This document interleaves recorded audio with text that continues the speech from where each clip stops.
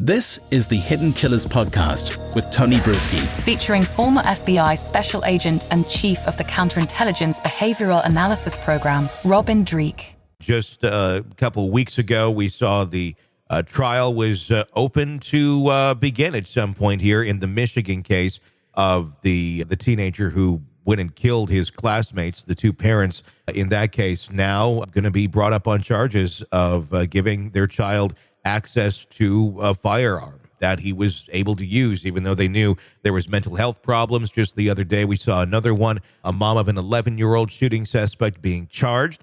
Very light charges, but charges nonetheless, second-degree misdemeanor, keeping an unlocked gun near a child, in which the 11-year-old took the gun out to football practice and fired at some of his classmates that he was had a conflict with. Thank God no one died. But the parents being charged. Surprisingly, this is somewhat of a new concept. I would think this would have been a concept for quite some time, and we have seen it on and off, but holding them responsible when their kid gets their hand on something and something actually does happen. Number one, why do you think this has taken so long for us to get to a point of possibly a case that will set some precedent, especially in Michigan, for parents being held responsible when their children are given or get their hands on weapons that end up taking lives? Can't you believe it's unbelievable? It's a second-degree misdemeanor. That just blows my mind that it's not more substantial than that. Yeah. This goes back to everything we've been saying for weeks and months, and that is the decision-making and problem-solving process of this world right now is in big chaos. I mean, the decision-making and problem-solving from the child's point of view is a direct result of what they're learning from their parents. And so parents that think it's appropriate to have a firearm unlocked around children is also a bad decision-making process. I mean, it's just bad all around. I'm glad that they're finally holding households accountable. Another book I read, as everyone knows, I'm a reader. A great book is on Genghis Khan. And during the Mongol Empire, what the laws of the time are actually pretty profound and impactful. And that was they held households accountable for the people inside the households and their actions. In other words, if you had someone inside a household that went out and murdered someone, the entire household was held in account for that, for letting that person outside the house. And we're especially in the area of firearms and things that can do harm to others.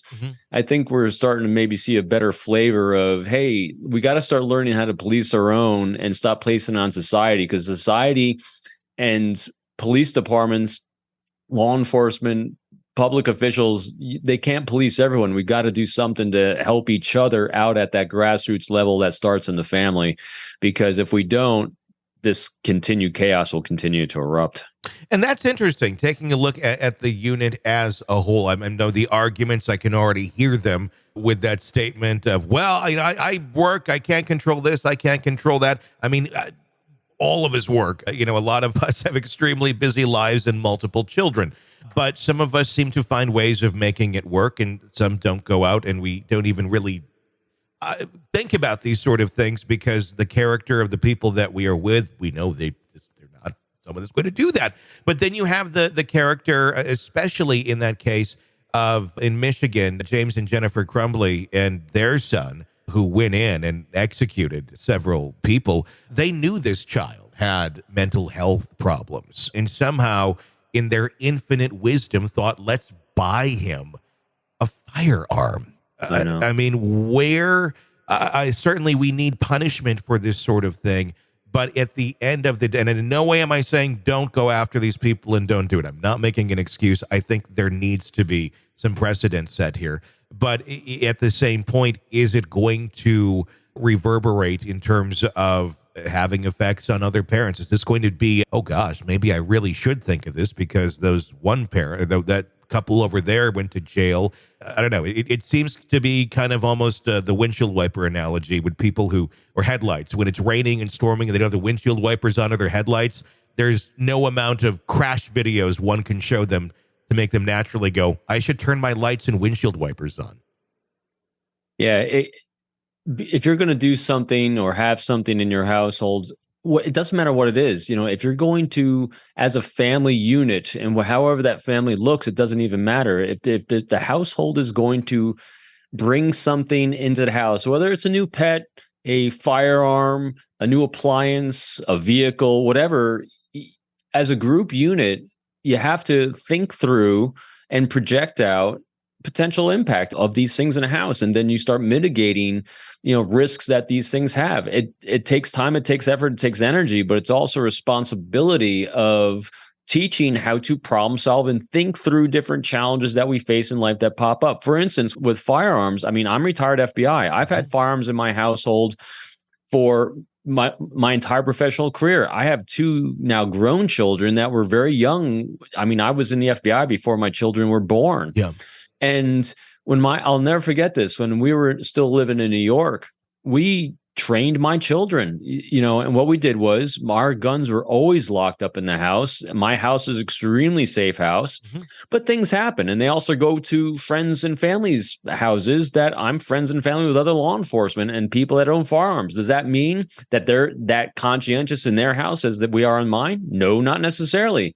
So first of all, we trained our children in our own house about how to respect things that look out of the norm. In other words, we taught our children to baseline what normal looks like, to be present, to see things, and to be accountable for those things around us. And let an adult, let someone know who can be objective in our lives that something looks different, something stands out, and one, have the courage and fortitude to do that and speak up when those things happen.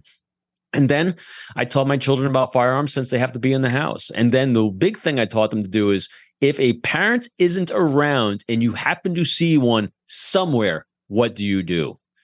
And you immediately don't touch it, and you go get an adult. You go get someone that's responsible, that you trust in your life, to go and tell them about it. And I ran tests in my house. We left my unloaded handgun out one afternoon, and very conscious of it. As my kids were coming in from school, I wasn't home. My wife's in another room, and we wanted to test what they would do. And they did the right thing. And we said, this is exactly what it was. This was a test. It was unloaded. It was safe, but we wanted to make sure they could do and get some repetitions, as we've talked about, reps in how to behave and how to problem solve through challenging situations that they might face. And we did that. And I constantly had discussions every time something comes up in the news, like cases like this, when my kids were younger. They said, why do I have to do this? Why do I have to call you? Why do I have to check in here? Why, when I get to someone's house, do I need to check in? I said, because I can tell you a really bad story when it goes sideways. Do you want to hear a bad story? They said, no, I don't want to hear a bad story. I said, okay, then this is what you're going to do. So it comes down to learning together as a family unit, whatever that family looks like, how to work through challenges and problem solve.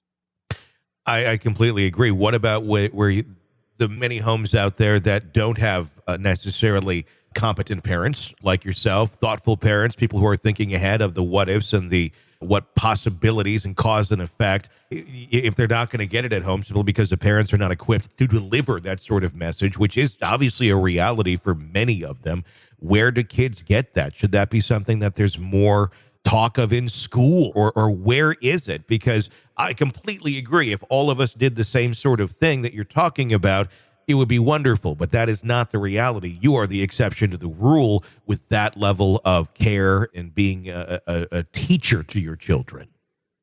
Yeah, it's like you and I have talked about, sadly, numerous times, is the foster parent systems, the school systems, all the money that our tax money goes to fund all these organizations, institutions. It needs to be from the grassroots at every single level. So you have a teaching moment when each of these things come up, and then it has to be built upon in every aspect of our society to realize that, hey, you're not going to solve the problem. You're not going to go from 0 to 100 to solve a problem. It's not just going to snap your finger and happens overnight. It'd be great if it, like you said, it happens in the home, but if it doesn't happen in the home, things like this need to be thought of and educated at an appropriate age level with kids in school, with daycare centers and all these things. And I know a lot of them are at different levels. I mean, much more than when you and I grew up. I mean, heck, this wasn't an issue when I grew up. There's people beating each other up on the playground was the extent of it. And so it just constantly being educated about it, but also in a responsible way at every single level. I mean, and this is where I think when you have adults and other people involved in children's lives that aren't necessarily parents, having them to be alert and have the courage to speak up as well. My wife's a teacher, and it's easy to see, if Johnny or Jane come into school and something's a little off at home or something a little different, is just have a conversation with other professionals about what they're seeing. What can we do? What do you think's going on? Very respectful and a very let's be there to help solve pain points in people's lives sort of way. But yeah, it takes a great effort, and it takes a heck of a lot of courage, because people in this day and age are very afraid to reach out and touch a potential pain point until it's too late. Want to listen ad-free? Want advanced access to all of our interviews before anyone else? Become a True Crime Today Premium Plus subscriber on Apple Podcasts. You get every episode commercial-free, so you can binge on true crime until you can binge no more. Search True Crime Today Premium Plus on Apple Podcasts now, or go to our podcast page and sign up now. More of the Hidden Killers podcast next.